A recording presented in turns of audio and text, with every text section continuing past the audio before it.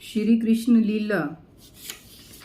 श्री सुखदेव जी कहते हैं, परीक्षित, जब भगवान श्री कृष्ण ने गिरिराज गोवर्धन को धारण करके मूसलाधार वर्षा से ब्रज को बचा लिया, तब उनके पास गोलोक से कामधेनु और स्वर्ग से देवराज इंद्र आए।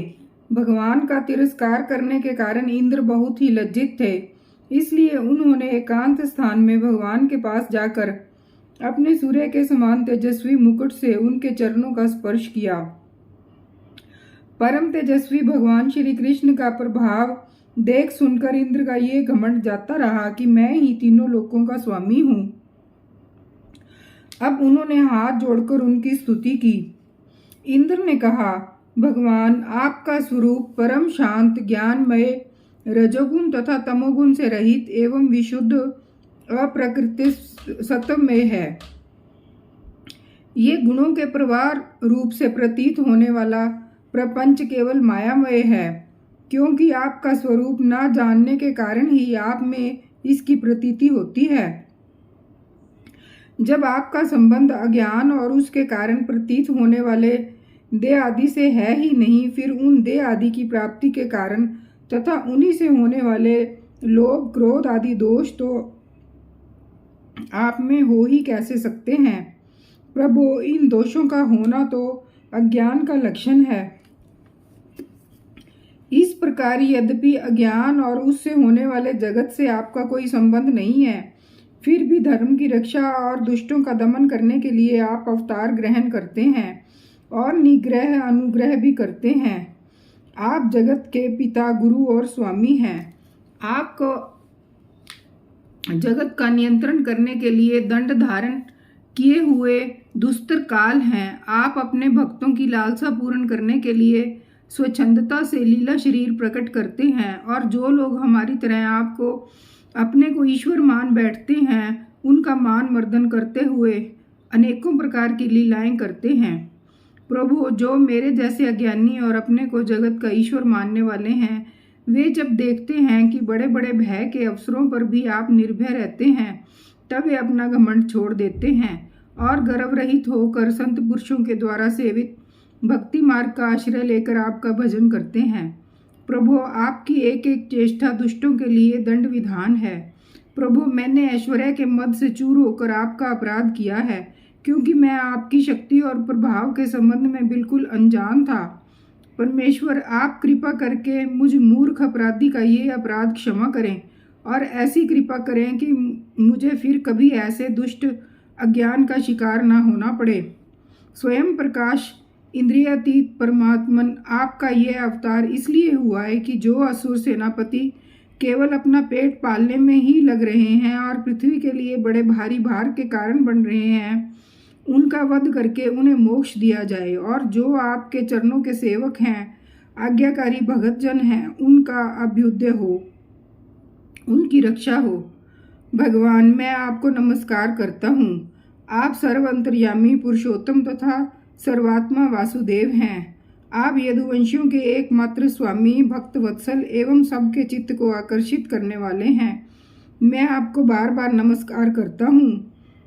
आपने जीवों के समान कर्मवश होकर नहीं, स्वतंत्रता से अपने भक्तों की तथा अपनी इच्छा के अनुसार शरीर स्वीकार किया है।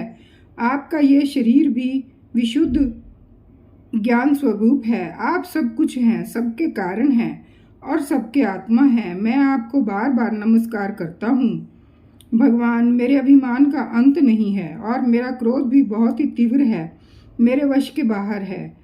जब मैंने देखा कि मेरा यज्ञ तो नष्ट कर दिया गया, तब मैंने मूसलाधार वर्षा और आंधी के द्वारा सारे ब्रज मंडल को नष्ट कर देना चाहा, परंतु प्रभु, आपने मुझ पर बहुत ही अनुग्रह किया। मेरी चेष्टा व्यर्थ होने से मेरे घमंड की जड़ उखड़ गई। आप मेरे स्वामी हैं, गुरु हैं और आप मेरे आत्मा हैं।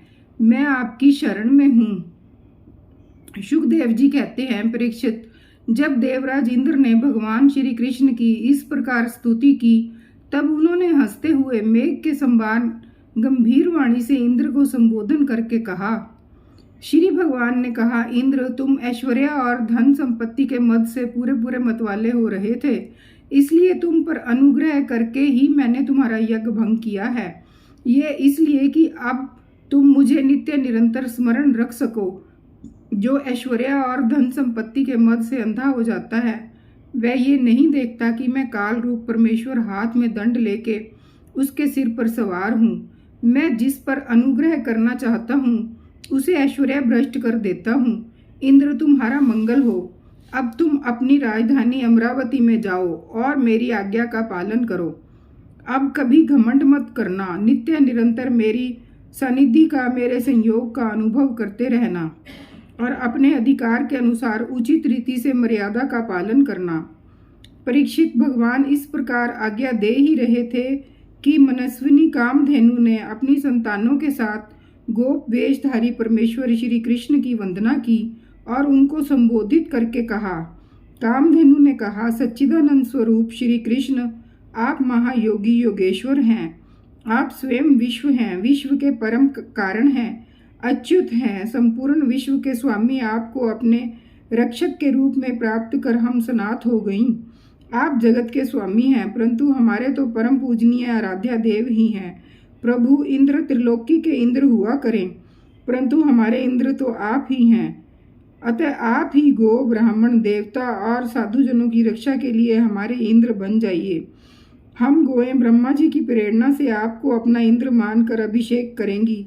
विश्वात्मन, आपने पृथ्वी का भार उतारने के लिए ही अवतार धारण किया है। श्री शुकदेव जी कहते हैं, परीक्षित, भगवान श्री कृष्ण ने ऐसा कहकर कामधेनु ने अपने दूध से और देव माताओं की प्रेरणा से देवराज इंद्र ने ऐरावत की सूंड से द्वारा लाए गए आकाशगंगा के जल से देवऋषियों के साथ यदुनाथ श्री कृष्ण का अभिषेक किया और उन्हें गोविंद नाम से संबोधित किया। उस समय वहां नारद, तुम्बरु आदि गंधर्व, विद्याधर, सिद्ध और चारण पहले से ही आ गए थे। वे समस्त संसार के पाप ताप को मिटा देने वाले भगवान के लोक मलाप यश का गान करने लगे और अप्सराएं आनंद से भरकर नृत्य करने लगीं। मुख्य मुख्य देवता भगवान की स्तुति करके उन पर नंदन वन के दिव्य पुष्पों की वर्षा करने लगे। तीनों लोकों में परमानंद की बाढ़ आ गई और गौओं के स्तन से आप ही आप इतना दूध गिरा कि पृथ्वी गीली हो गई। नदियों में विविध रसों की बाढ़ आ गई। वृक्षों से मधुधारा बहने लगी। बिना जोते बोए पृथ्वी में अनेकों प्रकार की औषधियां, अन्न पैदा हो गए। पर्वतों में छिपे हुए मणिमाणिक्य स्वयं ही बाहर निकल आए। परीक्षित, भगवान श्री कृष्ण का अभिषेक होने पर जो जीव स्वभाव से ही क्रूर हैं, वे भी वैरहीन हो गए। उनमें भी परस्पर मित्रता हो गई।